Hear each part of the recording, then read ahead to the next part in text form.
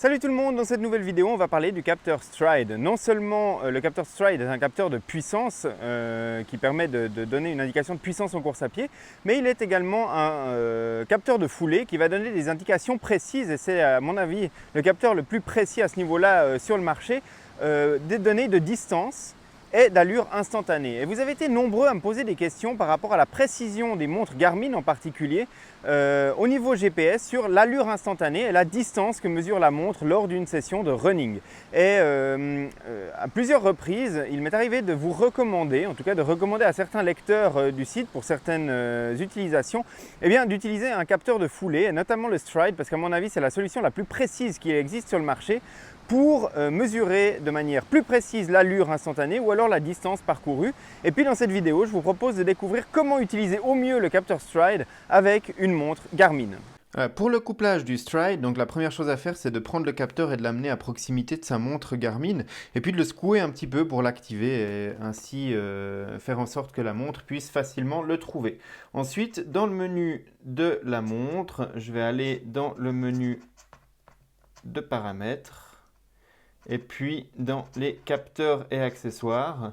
Et puis là, je vais choisir d'ajouter un nouveau capteur et puis je vais choisir spécifiquement de coupler un accéléromètre parce que c'est vraiment dans ce mode-là qu'on veut coupler le capteur Stryd à la montre.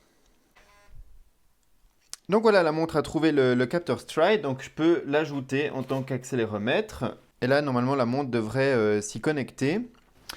Mais une fois que le capteur est ajouté et connecté à la montre, toute la configuration n'est pas terminée. Et pour optimiser justement, comme je le disais, la distance et la vitesse, on va venir dans le capteur et puis dans vitesse, on va choisir toujours. Comme ça, même lorsque la montre utilise du GPS, eh bien, elle utilisera prioritairement le Stryd pour la mesure de vitesse ou d'allure, et puis pareil pour la mesure de distance, je vais le mettre sur toujours. Et puis enfin, le dernier réglage qu'il faudra spécifier dans le paramètre, c'est le facteur d'étalonnage, où on va choisir non pas de d'étalonner automatiquement le capteur, mais définir la valeur, et puis là on va le laisser à 100, qui est la valeur de calibrage par défaut, et c'est les algorithmes du Stryd qui vont faire que son calibrage va être précis et performant, et comme ça la Garmin ne va pas ajouter un facteur d'erreur par rapport aux données GPS pour le calibrage du Stryd.